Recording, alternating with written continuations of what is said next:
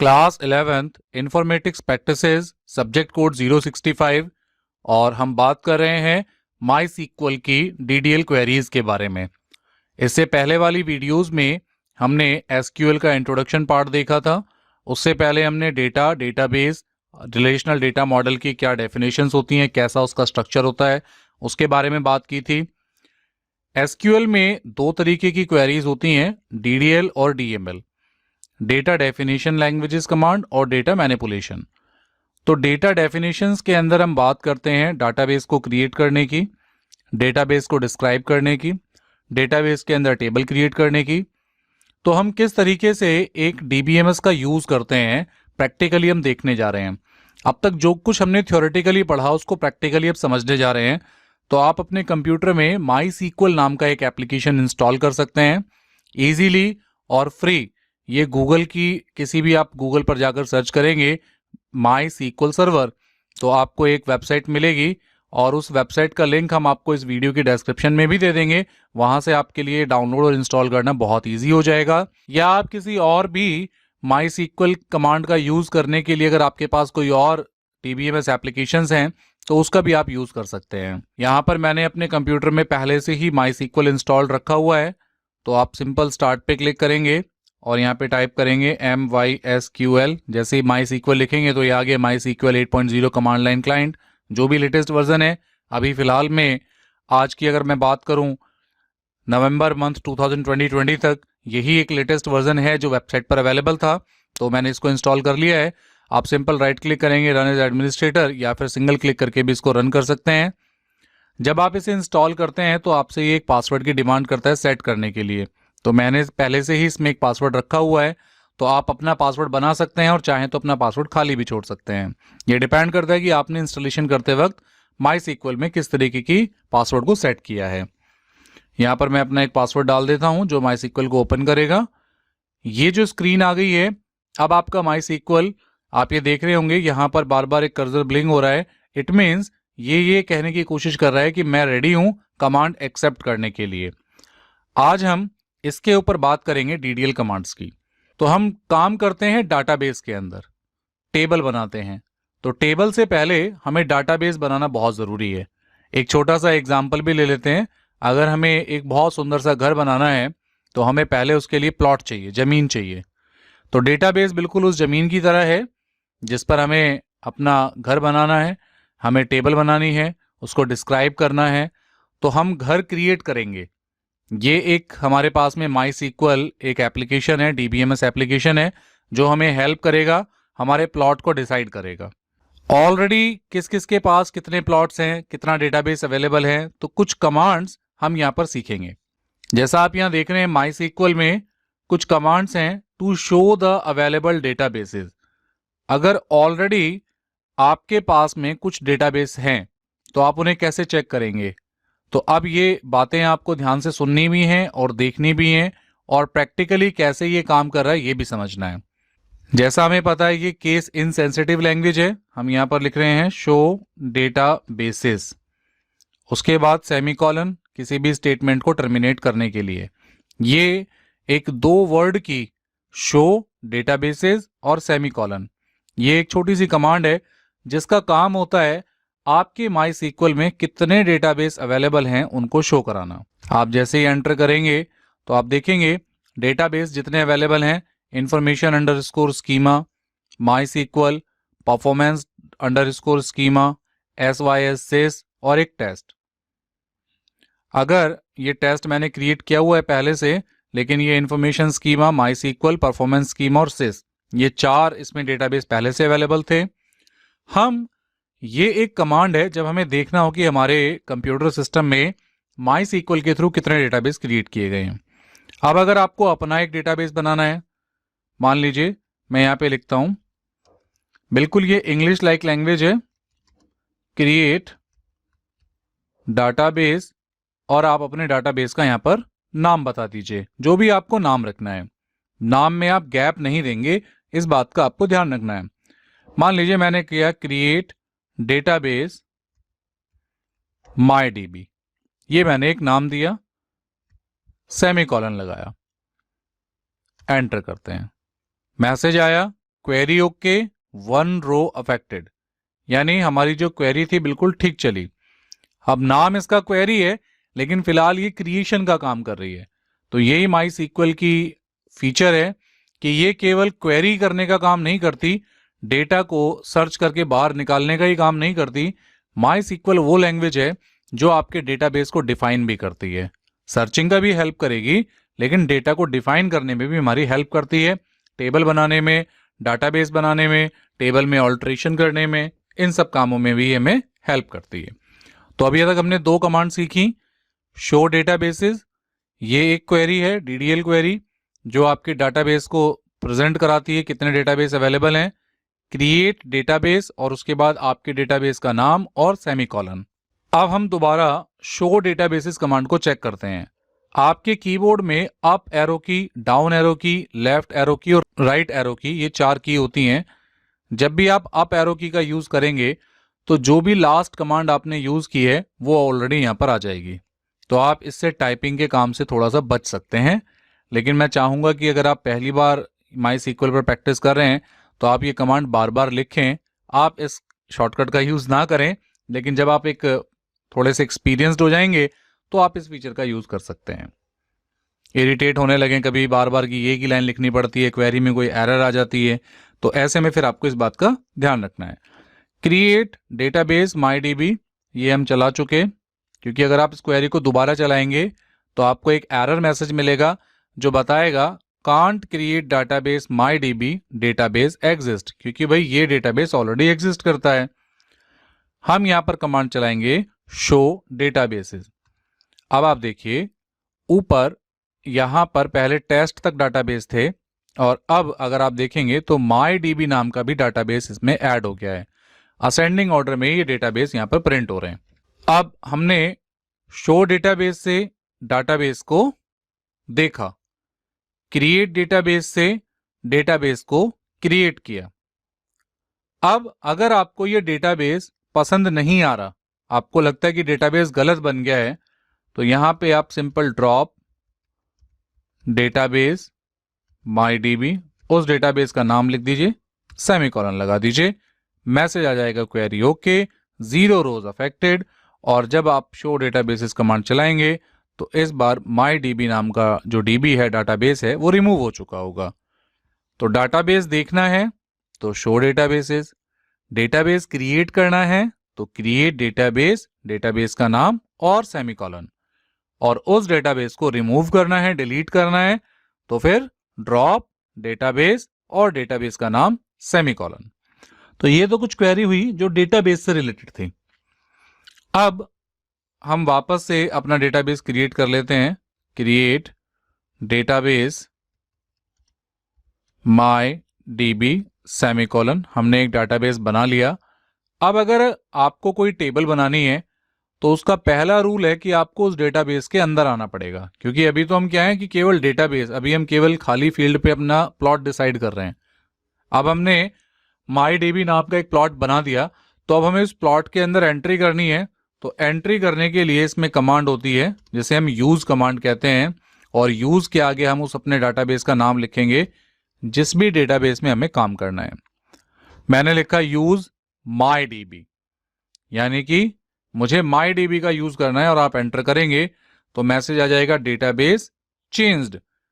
इस समय आपका जो कर्सर ब्लिंक कर रहा है नीचे की तरफ, वो ये इंडिकेट कर रहा है कि हम माई डीबी नाम के डाटाबेस पे काम कर रहे हैं। डाटाबेस बहुत सारे हैं माई सीक्वल में, लेकिन प्रेजेंटली हम माई डीबी के अंदर आ चुके हैं। अगर आप अब देखिए मैं यहाँ पे क्वेरी चलाता हूं। अब ये तो थे डेटाबेस से रिलेटेड क्वेरीज, यहां पर अब एक क्वेरी चलाते हैं शो टेबल्स। जैसे शो डेटाबेस था, शो डेटाबेसेस थी, वैसे ही शो टेबल्स कमांड है। आप इसको चलाएंगे तो ये फिलहाल मैसेज दे रहा है एम्प्टी सेट, यानी कि कोई टेबल नहीं है। मान लीजिए मैं डेटाबेस चेंज कर देता हूं, यूज टेस्ट कर देते हैं, क्योंकि टेस्ट नाम का एक डेटाबेस है। अब हम वापस से ये क्वेरी चलाते हैं शो टेबल्स। तो अब आप देखिए यहाँ पे टेबल्स भी आ गई कि भाई बुक, स्टूडेंट, स्टूडेंट 1, ऐसे करके 3 टेबल टेस्ट नाम के डीबी में है। लेकिन हमने बनाया था my DB, use my DB, इसके अंदर कोई टेबल नहीं है, क्योंकि जब मैं शो टेबल्स क्वेरी चलाता हूं वो मैसेज दे देता है एम्प्टी सेट, यानी कोई भी टेबल इसमें अवेलेबल नहीं है। MyDB एक फ्रेश डाटाबेस है, बिल्कुल खाली डाटाबेस है। अब हम इस पे काम करेंगे।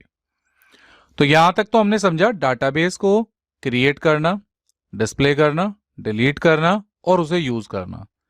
और हम थोड़ा सा आगे बढ़े हैं, तो अब हमने देखा है कि हम किस तरीके से टेबल्स देख सकते हैं।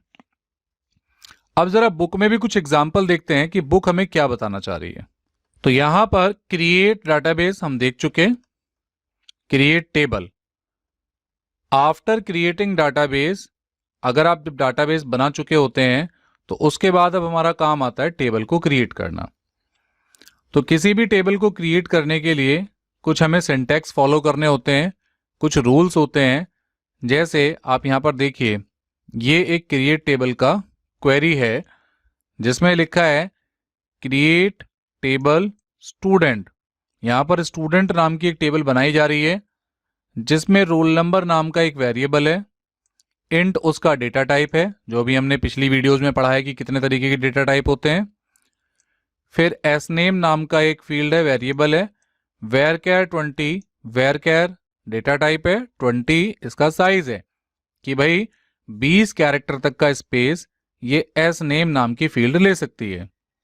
तो चलिए हम भी एक ऐसी टेबल क्रिएट करने की कोशिश करते हैं और कुछ की कॉन्स्टेंट भी उसके साथ लगाते हैं। पहले काम है क्रिएट टेबल। जब भी आप कोई टेबल बनाएं तो क्रिएट टेबल वो क्वेरी है जो हमेशा आपको लिखनी है, हमेशा आप ऐसे ही लिखेंगे। उसके बाद जैसे क्रिएट डाटाबेस और डाटाबेस का नाम लिखना है, वैसे ही आप क्रिएट टेबल और अपनी उस टेबल का नाम लिख सकते हैं। मान लीजिए मैं यहां पे लिख देता हूं स्टूडेंट, क्रिएट टेबल स्टूडेंट। उसके बाद आपने एंटर प्रेस किया कि भाई अब आप टेबल बनाना चाह रहे हैं एक स्टूडेंट नाम की। अब आप नेक्स्ट लाइन पे आ गए, क्योंकि अब ये मल्टी लाइन क्वेरी होती जा रही है, क्योंकि आपने एंटर प्रेस किया, क्योंकि अभी आपने सेमीकोलन नहीं लगाया। अगर आप सेमीकोलन लगा देंगे तो देखिए एरर एक मैसेज मिलेगा और उसमें बोलेगा कि अ table must have at least 1 column, कि भाई टेबल में एक कॉलम तो होना चाहिए। तो आप जब सेमीकोलन लगाते हैं तो स्टेटमेंट टर्मिनेट हो जाती है।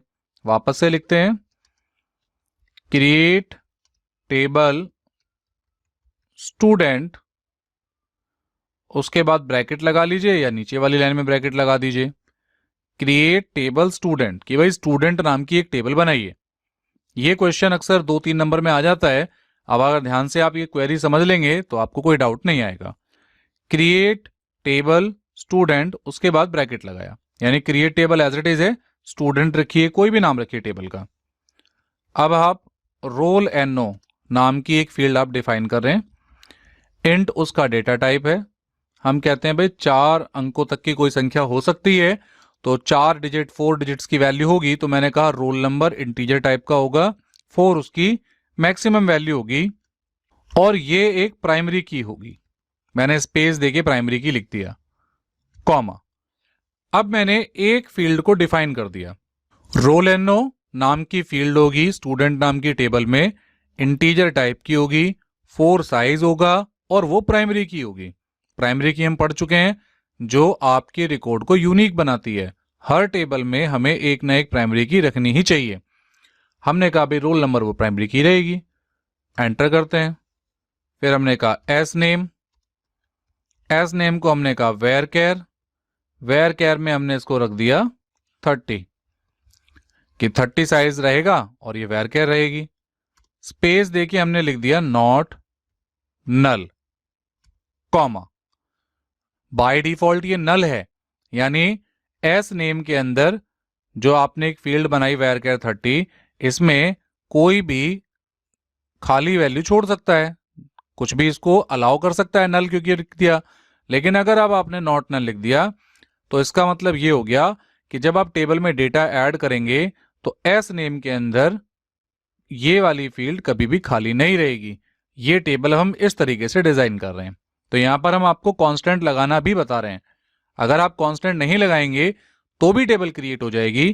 कांस्टेंट आप टेबल बनाने के बाद भी इसमें ऐड कर सकते हैं, लेकिन सिंपल अगर आप टेबल बनाते वक्त ही कांस्टेंट डिफाइन कर देते हैं तो वो कैसे डिफाइन होते हैं वो यहां पर लिखने का तरीका बताया जा रहा है। क्रिएट टेबल स्टूडेंट रोल एनो int 4 primary key, comma S name varchar 30 not null, कि भाई ये नॉट नल खाली नहीं रहेगी। उसके बाद हमने कहा एफ नेम, इसको भी हमने सेम साइज दे दिया, वेर कैर 30। हम यहाँ पर कैर भी ले सकते थे, वेर कैर क्यों ले रहे हैं, क्योंकि हमने आपको पहले भी बताया है कैर फिक्स लेंथ होती है। अगर आपने 30 लिया और नाम 10 कैरेक्टर के यूज करे तो भी वो 30 कैरेक्टर स्पेस ऑक्यूपाई करेगा। और अगर आप वेर कैर 30 ले रहे हैं और अगर आपने 10 कैरेक्टर यूज किए तो वो केवल 10 का ही स्पेस ऑक्यूपाई करेगा, बाकी को मेमोरी में फ्री कर देगा। तो दैट्स वाई वेर कैर सबसे ज्यादा यूज करते हैं। कैर का भी अपना यूज है, जहां पर फिक्स लेंथ की जरूरत होती है वहां पे कैर यूज करते हैं। तो अब हमने एफ नेम लिया वेर कैर 30। उसके बाद आप यहां पर भी इसको कुछ ना कुछ डिफाइन कर सकते हैं। अगर आपको कोई की कांस्टेंट लगाना है, नहीं लगाना है तो सिंपल आप कॉमा लगाइए, आगे बढ़ जाइए। हम यहां पर एक ले लेते हैं DOB, डेट ऑफ बर्थ, और इसका डेटा टाइप रख लेते हैं डेट। एक रख लेते हैं बुक आईडी, कि भाई अगर इस बच्चे ने कोई बुक इशू करानी हो तो इसको बुक एक आईडी इसके लिए जनरेट हो जानी चाहिए। तो हमने कहा ठीक है, बुक आईडी नाम से एक टेबल हम बना देते हैं, फील्ड बना देते हैं, और इसका हम यहाँ पर एक डेटा टाइप बता देते हैं कि भाई वेर कैर 3, ये इस बुक आईडी नाम की फील्ड का साइज रहने वाला है। उसके बाद हमने अपना ब्रैकेट बंद किया, क्योंकि देखिए ध्यान से समझिएगा, create table student bracket open किया, यानी अब हम यहां से फील्ड बतानी शुरू कर रहे हैं। रोल एनो int 4 space primary key, S एनो वेर कैर 30 नॉट नल रहेगी, एफ नेम वेर कैर 30 कोई कांस्टेंट नहीं दे रहे, DOB डेट टाइप का रहेगा, book ID varchar 3 type की रहेगी। और अब हमने जो ये ओपन किया था ब्रैकेट, इसको हम क्लोज करते हैं, सेमीकोलन लगाते हैं और अपनी स्टेटमेंट टर्मिनेट करते हैं। एंटर प्रेस करेंगे, मैसेज मिलेगा क्वेरी ओके, 0 रोज अफेक्टेड 1 वार्निंग। तो कोई वार्निंग नहीं है, 10.10 सेकंड्स में ये क्वेरी रन हो गई है और हमारी एक टेबल स्टूडेंट नाम की बन गई है। अब टेबल बनी है कि नहीं बनी है तो कैसे चेक करेंगे, क्योंकि अभी हमने क्वेरी देखी शो टेबल्स। तो अब आप देखेंगे माई DB नाम के डाटाबेस में स्टूडेंट नाम की एक टेबल बन गई, जिसके अंदर ये सारे जो हमने कैरेक्टर्स बताए हैं उसका डेटा टाइप, डेटा साइज। तो वो अगर आपको प्रॉपरली देखने हैं तो यहां पर एक और क्वेरी होती है जिसे हम कहते हैं डिस्क्राइब। यहां पर आप लिखेंगे डिस्क्राइब और टेबल का नाम है स्टूडेंट। हमने कहा डिस्क्राइब कीजिए स्टूडेंट को, भाई कैसी है स्टूडेंट टेबल। आप एंटर करेंगे तो देखिए यहां पे आपको सारी चीजें मिलेंगी। ये फील्ड के नाम आ गए, ये इन फील्ड का डेटा टाइप आ गया, ये आपने कोई कांस्टेंट लगाया, जैसे मान लीजिए रोल नंबर, ये प्राइमरी की है, की के नीचे प्राइमरी लिखा आ गया। इंट नॉट नल, यानी ये खाली नहीं रह सकती। एस नेम को जब हमने डिफाइन किया था, यहां देखिए ऊपर नॉट नल लिखा था तो यहाँ पे नो लिखा आ गया, लेकिन बाकी सबके आगे हमने नॉट नल नहीं लिखा था, दैट्स वाई यहाँ पे यस लिखा है कि ये नल अलाउ करेगा। नल का क्या मतलब है, अनडिफाइंड, अनअवेलेबल, यहाँ पे कोई वैल्यू नहीं है, कुछ नहीं पता कि क्या हम यहाँ पर कुछ भी पुट कर सकते हैं। ये एक हमने एक तरीके से ब्लैंक स्पेस की तौर पे छोड़ दिया कि भाई अभी हम इसमें कुछ नहीं डाल रहे, खाली छोड़ रहे हैं, that's why we are using null. ये नल एक वर्ड है, कीवर्ड है, इसको हम यूज कर रहे हैं यहाँ पे। तो हमने यहाँ पे नल बता दिया, नल रखेंगे कि नहीं रखना। नॉट नल तो खाली नहीं रहेगी, नल लिखने की जरूरत नहीं होती, बाय डिफॉल्ट नल ये यस रहता है। हमने बताया कि ये प्राइमरी की रहेगी ये फील्ड, तो दैट्स वाई की के नीचे प्राइमरी लिखा गया।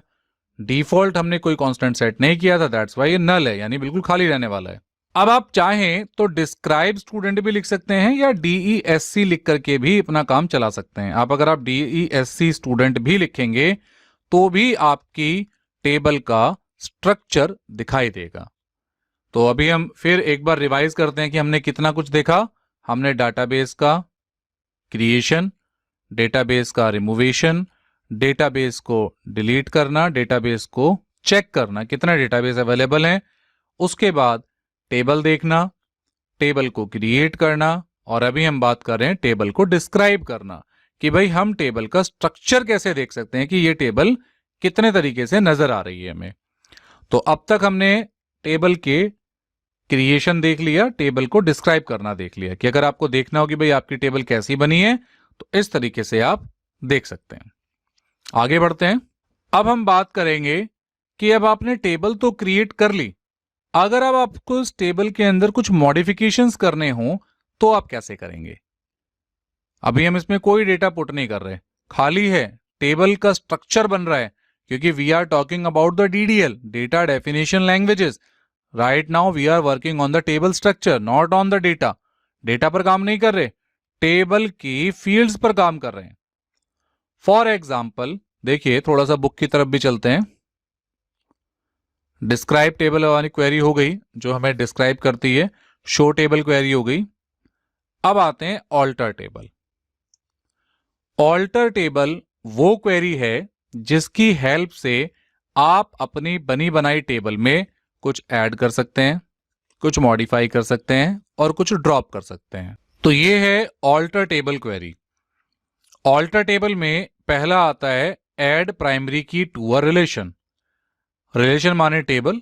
मान लीजिए अगर हमने वो टेबल बनाई, ये जो हमने टेबल क्रिएट की थी स्टूडेंट नाम की, और हम यहां पर रोल एनो इंट 4 लिख के कॉमा लगा के प्राइमरी की लिखना छोड़ देते, भूल जाते, और हमें बाद में प्राइमरी की लगानी पड़ती, तब हम क्या करते, तब हम सिंपल लिखते ऑल्टर टेबल। अभी इसने यहां अटेंडेंस टेबल का यूज किया है, हम लिखते alter table student add primary key और ब्रैकेट में उस टेबल का फील्ड का नाम दे देते। तो ये एक तरीका होता कि सिंपल हम एक टेबल के अंदर प्राइमरी की सेट कर देते, अगर हमने पहले से नहीं बनाई होती। बना रखी है तो जरूरत नहीं है। ऐसे ही अगर आप एक से ज्यादा प्राइमरी की बनाना चाहते हैं तो भी आप सिंपल लिखते ऑल्टर टेबल, उस फील्ड का जो भी टेबल का नाम है, देन ऐड प्राइमरी की और ब्रैकेट में मान लीजिए जैसे यहां पर attendance date comma roll number, दो फील्ड को प्राइमरी की बनाया गया है। ऐसे ही आप स्टूडेंट वाले टेबल में भी दो फील्ड को प्राइमरी की बना सकते हैं। तो अभी हमने पढ़ा भी था कि एक से ज्यादा फील्ड को भी प्राइमरी की का कॉम्बिनेशन बना के यूज किया जा सकता है। तो ये तरीका है आपकी बनी बनाई टेबल में प्राइमरी की सेट करने का, अगर आपने नहीं बनाई है। अब मान लीजिए हम एक काम करते हैं, स्टूडेंट वाली टेबल में से जो प्राइमरी की हमने बना रखी है उसको रिमूव करते हैं। तो उसके लिए हमारे पास सिंपल क्वेरी है ऑल्टर टेबल, टेबल का नाम, ड्रॉप प्राइमरी की। देखिए इस टेबल में हम, अगर आप देखेंगे रोल नंबर इंटीजर टाइप और इसकी की में प्राइमरी लिखा हुआ है, हम इस प्राइमरी की को यहां से हटा देते हैं। तो हम क्या करेंगे, alter table, alter table query चलाई, ऑल्टर टेबल, टेबल का नाम क्या है स्टूडेंट, इसके स्पेस देकर के लिखेंगे ड्रॉप, कि भाई ड्रॉप कर दो। क्या ड्रॉप करना है कि अगर इसमें कोई प्राइमरी की है तो उसको रिमूव कर दो। जैसे ही आपने एंटर किया उसने कहा क्वेरी ओके, और जब आप दोबारा आप डिस्क्राइब कमांड चला के स्टूडेंट टेबल को देखेंगे तो अब आप देखिए ऊपर पहले की के नीचे PRI प्राइमरी लिखा था, अब यहां की के नीचे PRI नहीं लिखा है। इट मींस आपकी एक टेबल में से एक प्राइमरी की जो आपने बनाई थी वो रिमूव हो चुकी है, या इस टेबल में कोई भी प्राइमरी की होती तो वो रिमूव हो जाएगी। क्या तरीका था, ऑल्टर टेबल, टेबल का नाम, ड्रॉप कंस्ट्रेंट लगाया और प्राइमरी की लिख दिया, उस कंस्ट्रेंट का नाम लिख दिया। तो इस तरीके से आप कोई भी एट्रीब्यूट को रिमूव कर सकते हैं। मान लीजिए प्राइमरी की लगाई है, फॉरेन की लगाई है, या कुछ और लगाया है आपने। सो सिंपल आप क्या करेंगे, अब हमें ऐड करना है तो alter table add primary key, और किस फील्ड को प्राइमरी की बनाना है, रोल एनो को, तो रोल एनो लिख दीजिए। ऑल्टर टेबल ऐड प्राइमरी की ब्रैकेट में रोल एनो। तो देखिए यहाँ पे एक मिस्टेक का एक एरर आ गई, you have an error in your SQL syntax, क्योंकि हमने यहाँ पे टेबल का नाम बताना भूल गए। ऑल्टर टेबल ऐड तो लिख दिया, लेकिन किस टेबल में ऐड करें, ऑल्टर टेबल स्टूडेंट, हमने टेबल का नाम नहीं लिखा और हमने लिखना चाहिए था, तो हम लिख दे रहे हैं alter table student add primary key roll and no. अब हमारी क्वेरी ओके चल गई। अब हम जब डिस्क्राइब करेंगे अपनी टेबल को तो अब आप देखेंगे यहाँ पर प्राइमरी की ऐड हो गई है। तो इस तरीके से अगर कोई भी एट्रीब्यूट ऐड करना हो तो आप इजीली ऐड कर सकते हैं। हम यहाँ पे फॉरेन की ऐड करना सीखते हैं। फॉरेन की कहते हैं जब आपके पास दो टेबल होती हैं और उन्हें एक दूसरे के साथ रिलेशन आपको दिखाना होता है। जैसे यहां पर हमने स्टूडेंट नाम की एक टेबल बनाई, वैसे ही हम एक बुक नाम की टेबल क्रिएट करते हैं। क्रिएट टेबल बुक, और उसमें हम एक फील्ड लेते हैं बुक आईडी varchar3। एक बात ध्यान रखिएगा, जब भी आप किसी टेबल में कोई प्राइमरी की के साथ में फॉरेन की यूज करना चाहते हैं तो पुरानी टेबल में जो जिस भी फील्ड को आप फॉरेन की में यूज करना चाहते हैं तो उसका और नई फील्ड नई टेबल के अंदर जो आपकी फॉरेन की के लिए की मैच करेगी, जो उसका रिलेशन क्रिएट करेगी, उसका जो डेटा टाइप है वो साइज सेम होना चाहिए। जैसे यहाँ स्टूडेंट नाम की टेबल में बुक आईडी नाम की हमने एक फील्ड रखी जिसका टाइप हमने varchar3 रखा। तो यहाँ पे आप बुक आईडी की जगह नाम कुछ भी रख लीजिए, लेकिन varchar3 ये साइज सेम होना चाहिए ताकि ये मैचिंग आपस में हो सके। तो create table book, book ID varchar3, book name varchar30, author varchar30, price को ले लेते हैं डेसिमल में या फ्लॉट ले लेते हैं, प्राइस लिखते हैं फ्लॉट जो 4 बाइट का आपका स्पेस ऑक्यूपाई करेगा, और उसके बाद ब्रैकेट क्लोज करते हैं, एंटर प्रेस करते हैं, सेमीकोलन लगाने के बाद हमारी एक बुक नाम की टेबल भी बन गई। जब आप इसे डिस्क्राइब करेंगे DESC बुक, तो आप देखिए अब आपके पास दो टेबल हैं, एक स्टूडेंट नाम की और एक बुक नाम की। अब आपको स्टूडेंट वाली टेबल में जो ये बुक आईडी है इसको यूज करना है बुक वाली आईडी से, बुक वाली टेबल से रिलेट करने के लिए। और उसमें जो ये बुक की जो आपकी प्राइमरी की बुक आईडी है, अभी हम इसमें प्राइमरी की नहीं बनाई है, हम इसको प्राइमरी की बना लेते हैं। तो प्राइमरी की बनाने के लिए ऑल्टर टेबल बुक ऐड, आपको याद आ गया होगा क्या लिखना है, प्राइमरी की और ब्रैकेट में बुक आईडी। अब अगर आप डिस्क्राइब करेंगे बुक वाली टेबल को तो यहां पे आपकी बुक आईडी प्राइमरी की बन गई है। अब आपको फॉरेन की ऐड करनी है तो ऑल्टर टेबल ऐड, टेबल के बाद में किस टेबल के लिए, स्टूडेंट वाले टेबल में alter table student add foreign. ये फॉरेन की ऐड करने के लिए आपके पास में एक सिंपल फंक्शन है, सिंपल क्वेरी है, add foreign key to a relation. तो सिंपल फॉरेन की ऐड करने के लिए क्या करना है, ऑल्टर टेबल ऐड फॉरेन की और जिस एट्रीब्यूट को रेफरेंस करना है। तो यहां पर हम लिखते हैं alter table student add foreign key, bracket में लिखेंगे बुक आईडी कि भाई हम स्टूडेंट वाली टेबल में बुक आईडी को फॉरेन की बनाएंगे, किसके लिए, किससे रिलेट करेंगे, किससे रेफरेंस करेंगे, रेफरेंसेस बुक वाली टेबल में बुक आईडी नाम की एक फील्ड होगी। तो हमारे पास यहां पर एक एरर आ गई है, you have an error in your SQL syntax. तो अगर आप देखेंगे इसने एरर भी बता दी कि रेफरेंस के पास में एरर है, तो हमने यहां पर रेफरेंस की स्पेलिंग में एक छोटी सी मिस्टेक की है। हम वापस से इस क्वेरी को लिखते हैं और alter table student add foreign key, bracket में book ID REFERENCES references book ID.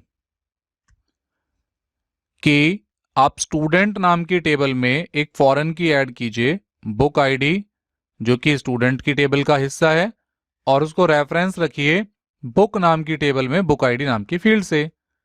जैसे ही आप एंटर करेंगे आपकी क्वेरी चल जाएगी। अब अगर आप स्टूडेंट वाली टेबल को डिस्क्राइब करते हैं तो आप देखिए रोल एनओ के आगे प्राइमरी और बुक आईडी के आगे MUL यानी मल्टी रिलेशन यहां पर क्रिएट हो चुका है। और सिंपल जब आप डिस्क्राइब करेंगे बुक वाली टेबल को तो यहां पर आपकी ये बुक आईडी प्राइमरी की बनी हुई है।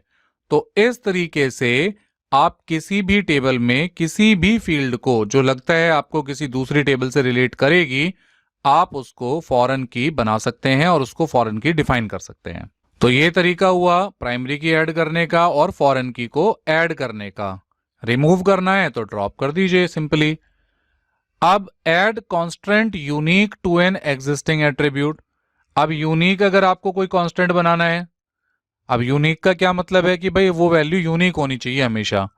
जैसे मान लीजिए अब हम चाहते हैं कि ये बुक वाली जो टेबल है इसमें जो बुक नेम है वो हर बार यूनिक होना चाहिए, अलग आना चाहिए। तो आप क्या करेंगे, alter table add unique bracket में बुक नेम यानी उस वाली फील्ड का नाम और ब्रैकेट बंद, एंटर कर दीजिए। यहां पर भी हमने वही मिस्टेक की, ऑल्टर टेबल के साथ में हमने टेबल का नाम नहीं लिखा। अब हम यहां लिख देते हैं alter table book add unique और बुक नेम। तो अब आपकी क्वेरी चल गई।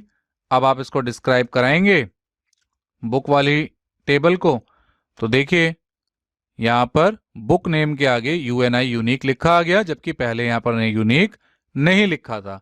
क्यों? क्योंकि अब आपने यूनिक कंस्टेंट इसमें ऐड कर दिया है। तो इस तरीके से आप अपनी किसी पर्टिकुलर फील्ड को यूनिक भी बना सकते हैं। तो अभी तक आपने प्राइमरी की को ऐड करना, रिमूव करना, फॉरेन की को ऐड करना, यूनिक कंस्टेंट को ऐड करना, और अब अगर आपको कोई एट्रीब्यूट ऐड करना हो अपनी टेबल के अंदर, बनी बनाई फील्ड है, आपको कोई फील्ड अपनी टेबल में ऐड करनी है। फॉर एग्जाम्पल हम वापस से बुक वाली टेबल को डिस्क्राइब करते हैं। यहां पर book ID, book name, author, price ये सब हैं। अब मान लीजिए वो बुक किस दिन परचेज की गई, ये एक फील्ड हम चाहते हैं इसमें ऐड हो जाए। तो क्या करेंगे, ऑल्टर टेबल ऐड।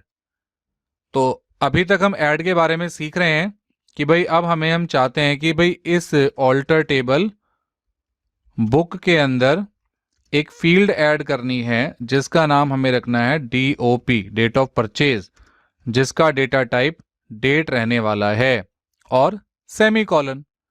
तो सिंपल इतना सा काम है, जब भी किसी टेबल में कोई फील्ड ऐड करनी हो तो ऑल्टर टेबल, टेबल का नाम, ऐड, और अपनी उस टेबल के अंदर कौन सी फील्ड बनानी है, उसका डेटा टाइप और साइज है तो साइज भी मेंशन कर देना। इतना आप करेंगे तो आपकी टेबल में एक फील्ड ऐड हो जाएगी। अगर कोई कंस्टेंट लगाना है तो कंस्टेंट उसके साथ लगा दीजिए, यूनिक रखना है, नॉट नल रखना है या नल रखना है। अब अगर आप डिस्क्राइब करेंगे बुक वाली टेबल को तो अब इसमें एक DOP नाम की फील्ड भी ऐड हो गई है। अब मान लीजिए आपने प्राइस में फ्लॉट रखा लेकिन फ्लॉट का टाइप साइज नहीं डिफाइन किया, तो आप यहां क्या करेंगे, ऑल्टर टेबल बुक मॉडिफाई। यहां पर हम यूज करेंगे मॉडिफाई का। मॉडिफाई का क्या काम होता है, देखिए यहां पर we can modify data type of the existing attribute of a table using the following alter statement. यहां पर लिखा है alter table guardian modify G address varchar 40, यानी सिंपल क्या करना है, alter table book modify price, कि भाई जो प्राइस नाम का जो आपका डेटा टाइप है, फील्ड है, इसको रखना तो फ्लॉट ही है मुझे, लेकिन फ्लॉट पे भी मैंने साइज दे दिया 5 और ब्रैकेट बंद किया, सेमीकोलन। तो अब हमने फ्लॉट का भी साइज डिसाइड कर दिया जो पहले हमने डिसाइड नहीं किया था। तो जब आप इसको डिस्क्राइब कराएंगे DESC बुक करेंगे तो अब आप देखिए यहां पे फ्लोट हमारे साइज के साथ में मेंशन हो गया है। या ऑथर वाली जो आपकी फील्ड है वेयर केयर 30 है, इसको वेयर केयर 25 करना है, क्योंकि प्राइस आपको नजर नहीं आ रहा इसका डेटा टाइप साइज में, क्योंकि डेसिमल वैल्यूज के ऊपर है ये। तो आप क्या करेंगे, ऑल्टर टेबल एफ नेम, मान लीजिए फादर नेम को आपको सेट करना है, alter table book, alter table book author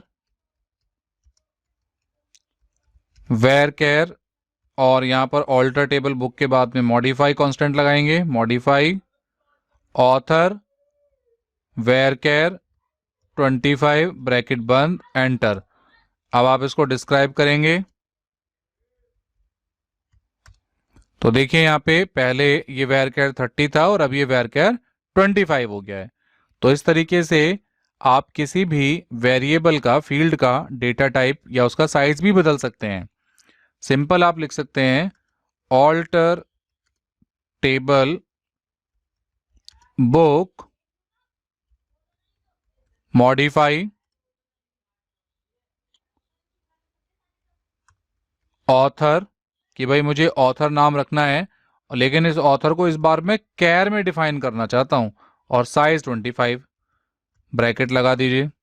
जब आप दोबारा डिस्क्राइब चलाएंगे और आप देखेंगे बुक वाली टेबल के अंदर, तो उसने डेटा टाइप भी चेंज कर दिया, डेटा टाइप भी बदल गया, डेटा टाइप का साइज भी बदल गया, सिंपल मॉडिफाई आपने लगाया। अब मान लीजिए आपको ऑथर की जगह राइटर लिखना है, ऑथर गलती से लिखा गया, तो क्या करेंगे, ऑल्टर टेबल बुक चेंज। इस बार हम मॉडिफाई यूज नहीं करेंगे, एक चेंज कीवर्ड यूज करेंगे, चेंज। क्या चेंज करना है जी, ऑथर जो कि कैर 25 है, इसको राइटर वेयर केयर 30 कर दीजिए। तो यहां पर एक छोटी सी मिस्टेक हो गई है कि जब हम ऑल्टर टेबल चेंज लिखेंगे तो फिर चेंज पे पहली बार में जिस हमें फील्ड को बदलना है उसको एज इट इज लिखेंगे, उसका डेटा टाइप डिफाइन करने की जरूरत नहीं है। हम लिखते हैं alter table book change AUTHOR author, इसका डेटा टाइप बताने की जरूरत नहीं है, बस हमें ऑथर को राइटर से रिप्लेस करना है जो कि वेयर केयर 25 होगा, और आप इसे एंटर करेंगे आपकी क्वेरी चल जाएगी। यानी बस अब क्या होगा, जब आप इसको डिस्क्राइब करेंगे तो अब ऑथर नाम की जो फील्ड है वो राइटर नाम से रिप्लेस हो गई है। आप चाहें तो चेंज के थ्रू डेटा टाइप भी बदल सकते हैं, साइज भी बदल सकते हैं, हालांकि चेंज यूज हम तब करते हैं जब बिल्कुल एट्रीब्यूट का नाम आपको रीनेम करना हो। तो यहां पर अभी हमने इस इतने कॉन्सेप्ट में टेबल का क्रिएशन, टेबल का ऑल्ट्रेशन, किस तरीके से उसमें कीज वगैरह ऐड करते हैं, ये सब चीजें देखी हैं। हमारी बुक में देखते हैं अभी, शायद एक ये था कि ऐड डिफॉल्ट अगर ऐड करना हो तो डिफॉल्ट भी आप लगा सकते हैं। जैसे मान लीजिए मॉडिफाई आपने लगाना है, ऑल्टर टेबल स्टूडेंट मॉडिफाई कर दीजिए, और simple date of birth, date, default इसको सेट कर सकते हैं। देखिए डिफॉल्ट का मतलब है कि आप पहले से कोई वैल्यू सेट करना चाहते हैं, अगर आप कोई वैल्यू नहीं डाल रहे तो एक फिक्स वैल्यू उसके अंदर पहले से पड़ी होगी, तो उसके लिए यहां पर मॉडिफाई किया गया है, ऑल्टर टेबल, टेबल का नाम देना है, मॉडिफाई कीवर्ड लगाना है, और आप कोई डेट ऑफ बर्थ सेट कर सकते हैं। जैसे यहां पर स्टूडेंट नाम की टेबल है, और उस स्टूडेंट वाली टेबल के अंदर हमने क्या किया, उसको मॉडिफाई लगाया, फील्ड का नाम और उसका डेटा टाइप लिखा, और उसकी डिफॉल्ट वैल्यू यहां पर डिफाइन कर दी। जैसे यहां पर DOP नाम की ये एक डेट है, हम यहां पे करते हैं ऑल्टर टेबल बुक DOP जो कि डेट टाइप की है, इसके बाद modify alter table book modify कर दो जी, DOP डेट जो है ये इसकी एक डिफॉल्ट वैल्यू आ जाए, मैं कुछ भी ना डालूं तो सन 2000-0101 उसमें फीड हो जाए। आपने एंटर किया। अब जब आप बुक का डिस्क्रिप्शन देखेंगे तो देखिए यहाँ डिफॉल्ट के अंदर एक डेट आ गई। अगर आप यहाँ कुछ वैल्यू नहीं डालेंगे अभी, जब तक टेबल में एंट्री नहीं करते, तो बाय डिफॉल्ट ये वैल्यू उसमें फीड हो जाएगी। तो अकॉर्डिंग टू बुक हमने डिफॉल्ट ऐड करना, रिमूव करना एट्रीब्यूट को। सिंपल, किसी भी एट्रीब्यूट को आपको हटाना है, नहीं है उसकी ज़रूरत। मान लीजिए मैं चाहता हूं कि मुझे इस बुक के अंदर जो टेबल है इसमें प्राइस नाम की फील्ड नहीं चाहिए, तो आप सिंपल लिख देंगे alter table drop, alter table book drop price. Simple इतना लिखेंगे तो आपकी टेबल के अंदर से वो पर्टिकुलर फील्ड रिमूव हो जाएगी।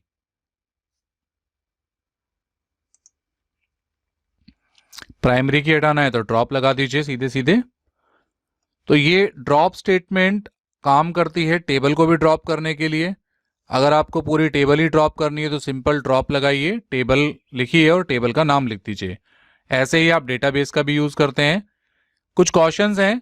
Using the drop statement to remove a database will ultimately remove all the tables within it. जब आप किसी डेटाबेस को रिमूव करेंगे तो उसके अंदर जितनी टेबल होंगी वो भी ऑलरेडी रिमूव हो जाएंगी। और अगर आप drop statement will remove the tables और डेटाबेस क्रिएटेड बाय यू, तो ड्रॉप स्टेटमेंट बहुत ध्यान से आप यूज कीजिएगा। जब भी आपको रिमूव करना हो आपका डेटाबेस या टेबल, तो ये कंप्लीटली उसको रिमूव कर देंगी और ये डेटा बैकअप में आपको नहीं मिलेगा।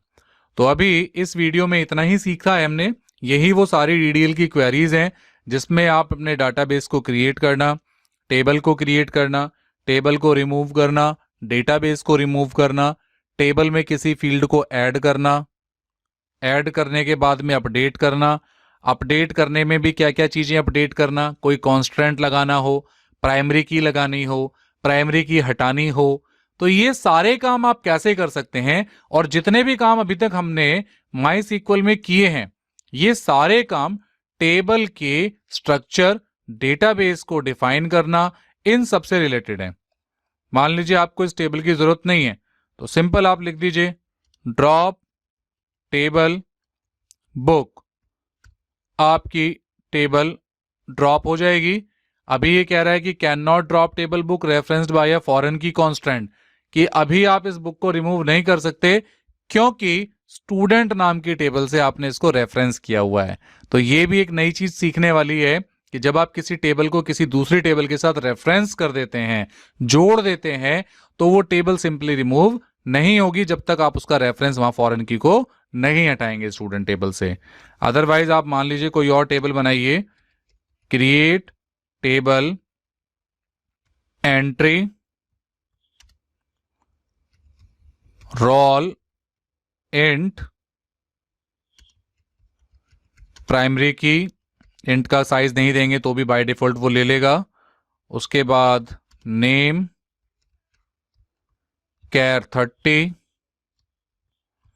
मान लीजिए आपने ये एक टेबल बनाई जिसका नाम आपने एंट्री रखा, सिंपल लिख दीजिए ड्रॉप टेबल एंट्री, और ये टेबल सिंपली रिमूव हो गई। ऊपर वाली टेबल रिमूव क्यों नहीं हुई? क्योंकि वो रेफरेंस्ड हो चुकी थी, उसमें हमने फॉरेन की को ऐड किया था स्टूडेंट के साथ में। यहां पर हमने ये एक एंट्री नाम की टेबल अभी क्रिएट भी की और सिंपली इसको ड्रॉप भी कर दिया। तो ड्रॉप करना हो तो टेबल को इस तरीके से ड्रॉप कर सकते हैं। हो सकता है आपको इस वीडियो को देखते हुए काफी कुछ चीजें अलग सी लगी होंगी, क्योंकि हमने कई बार किसी भी चीज को सीरीज में नहीं लिया, सिचुएशंस के अकॉर्डिंग हमने समझाने की कोशिश की है। अगर स्टिल आपको कहीं भी कोई भी छोटी मोटी भी अगर डाउट लगता है तो मैं आपसे एक रिक्वेस्ट करूंगा कि आप इस वीडियो को ध्यान से उस टॉपिक को दोबारा देखिएगा, तो आपको समझ में आ जाएगा। लेकिन फिर भी कोई डाउट है तो आप हमें कमेंट सेक्शन में जरूर बताइए, हम उसका सोल्यूशन जरूर करेंगे।